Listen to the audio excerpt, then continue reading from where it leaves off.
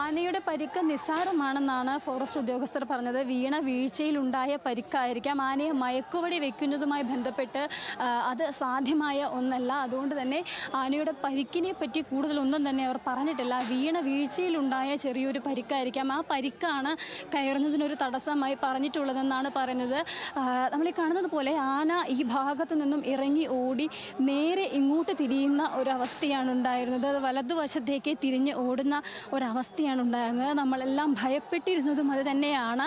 ഈ ഭാഗത്തേക്കാണ് പോകുന്നതെങ്കിൽ ഇറങ്ങിപ്പോകുന്നത്, ആന വന്ന വഴി മാത്രമേ ഇറങ്ങിപ്പോകൂ എന്ന് ഫോറസ്റ്റ് ഉദ്യോഗസ്ഥർ പറഞ്ഞിരുന്നു. ആ ഭാഗത്താണ് ആന ഇറങ്ങിപ്പോകുന്നതെങ്കിൽ നിരവധി വീടുകൾ ഈ ഭാഗത്തെല്ലാം തന്നെയുണ്ട്. ആളുകളെല്ലാം ഈ ഭാഗത്ത് തമ്പടിച്ചിട്ടുമുണ്ട്. അതെല്ലാം തന്നെ ഒരു പ്രശ്നത്തിന് അല്ലെങ്കിൽ അതെല്ലാം തന്നെ കൂടുതലൊരു അപകടത്തിന് കാരണമാകും എന്നുള്ളതായിരുന്നു. പക്ഷേ ആനയെ ഇവിടെ നിന്നും തിരിച്ച് ഫോറസ്റ്റ് ഉദ്യോഗസ്ഥരെല്ലാം ഇവിടെ തമ്പടിച്ചിരുന്നു. അവരെല്ലാം ആനയെ ഇവിടെ നിന്നും ഒരു ഉപയോഗിച്ച് ഒരു വെടി പൊട്ടിച്ച് ആനയെ ഇവിടെ നിന്നും കാട്ടിലേക്ക് തന്നെ കയറ്റിവിടുകയായിരുന്നു.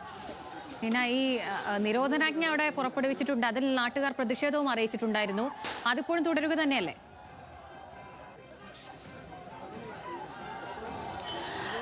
തീർച്ചയായും നിരോധനാജ്ഞ പുറപ്പെടുവിച്ചതിൽ ഒരു പ്രതിഷേധം ഉണ്ടായിരുന്നു. നിരോധനാജ്ഞ പുറപ്പെടുവിച്ചതനുസരിച്ച് ഈ ഭാഗത്തു നിന്നും ആളുകളെ എല്ലാം മാറ്റിയിരുന്നു. പക്ഷേ ഒരു പ്രശ്നമായിട്ട് പറയാനുള്ളത്, ഇവിടെ ഈ ഭാഗത്ത് നിരോധനാജ്ഞ പുറപ്പെടുവിക്കുന്നത് രണ്ടാം തവണയാണ്. അതായത് ഇതൊരു സ്ഥിരം അപകട മേഖലയാണ്. അതായത് വന്യമൃഗങ്ങളുടെ ആക്രമണം മൂലം ജീവിക്കുന്ന ഒരു പഞ്ചായത്താണിതെന്നുള്ളതാണ്. അപ്പോൾ അത്തരത്തിൽ ഈ സ്ഥിരമായി ഈ നിരോധനാജ്ഞ പ്രഖ്യാപിക്കേണ്ടി വരിക എന്നുള്ളത് ഈ പ്രദേശത്തെ താമസക്കാരെ സംബന്ധിച്ചും വലിയൊരു ദുരിതം തന്നെയാണ്.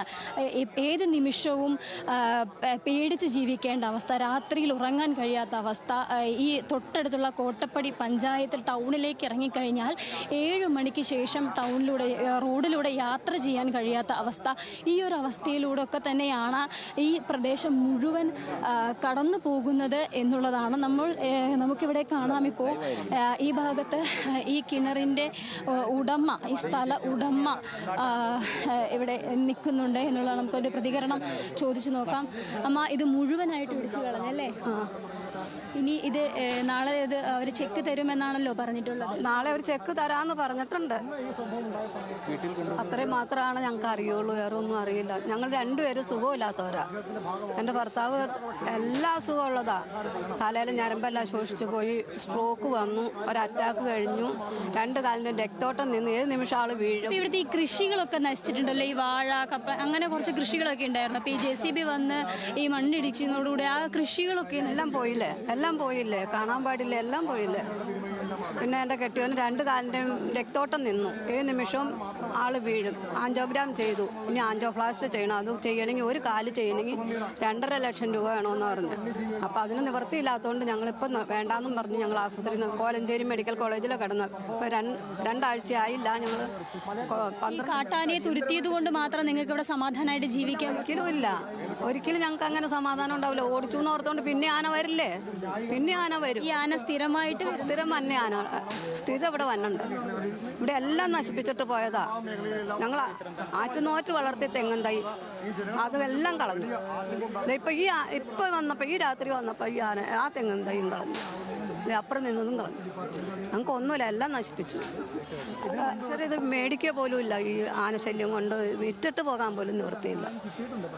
അഖില, അതായത് ഇവർ ഈ പറയുന്ന ദുരിതം എന്ന് പറയുന്നത് ഈ കേവലം ഒരു കിണർ ഇടിഞ്ഞത് മാത്രമല്ല. ഇവരുടെ ഈ ഒരു മണ്ണ് ഇടിച്ചു കളഞ്ഞതോടൊപ്പം തന്നെ ഈ ഭാഗത്തെ കൃഷിയടക്കം, ഇവർ ഈ 2 വൃദ്ധരാണ് ഇവിടെ താമസിക്കുന്നത്, ഇവരുടെ ഈ ഭാഗത്തെ കൃഷിയടക്കം നശിച്ചിട്ടുണ്ടെന്നുള്ളതാണ്. കാരണം ആ JCB കയറി വരുന്നതിനുള്ള സ്ഥലം ഒരുക്കുന്നതിൻ്റെ ഇടയിൽ ഈ കൃഷിയും നശിച്ചു പോയിട്ടുണ്ട് എന്നുള്ളത് തന്നെയാണ്. ഇപ്പോൾ ഈ ജനപ്രതിനിധികളും അതേപോലെ തന്നെ MLAയും ഒക്കെ സ്ഥലത്തെത്തിയെങ്കിലും ഈ സോളാർ ഫെൻസിങ്ങിൻ്റെ കാര്യത്തിൽ ഇപ്പോഴും ഇവർക്കൊരു ആശങ്ക തുടരുക തന്നെയാണ്. അതായത് ഇവർ ഈ പ്രതിഷേധം അറിയിച്ചത് തന്നെ സോളാർ ഫെൻസിങ് സമയബന്ധിതമായി പൂർത്തിയാക്കണം എന്ന് പറഞ്ഞുകൊണ്ടായിരുന്നു ഇത്തരത്തിൽ ആനകൾ നിരന്തരം ജനവാസ മേഖലയിലേക്ക് ഇറങ്ങുന്ന സാഹചര്യം ഒഴിവാക്കണം. അതിന് വേണ്ടത് സോളാർ ഫെൻസിംഗ് ആണ്. ആ സോളാർ ഫെൻസിങ്ങിനായുള്ള സാഹചര്യം നടപടികൾ അതെല്ലാം സമയബന്ധിതമായി തന്നെ പൂർത്തിയാക്കണം എന്നുള്ളതായിരുന്നു ഇവർ ഉന്നയിച്ചിരുന്ന ആവശ്യം. ഇവരുടെ ആ ആവശ്യം ഇപ്പോഴും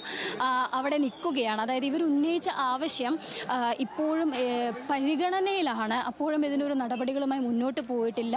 ഈ ആവശ്യത്തിലേക്ക് എന്തെങ്കിലും ഒരു ചുവട് മുന്നോട്ട് പോയിട്ടില്ല എന്നുള്ളതാണ്. നമ്മൾ നേരത്തെ കണ്ടതാണ്, ഭരണപക്ഷ MLA തന്നെയാണ് വനം വകുപ്പിനെതിരെ പ്രതിഷേധവുമായി വന്നത്. അതായത് വനം വകുപ്പിൻ്റെ അനാസ്ഥ കൊണ്ടാണ്, വനം വകുപ്പ് കൃത്യമായ രീതിയിൽ നടപടിയെടുക്കാത്തത് കൊണ്ടാണ് ഇപ്പോഴും ഈ ഫെൻസിങ് പൂർത്തിയാകാതെ ഇവിടെ ഈ ജനങ്ങൾ ഈ ദുരിതം അനുഭവിക്കുന്നത് എന്ന് കൃത്യമായി MLA പറഞ്ഞു വെക്കുന്ന ഒരു സാഹചര്യമടക്കമുണ്ടായിരുന്നു. അപ്പോൾ ഒരു ജനകീയ വിഷയമാണിത്.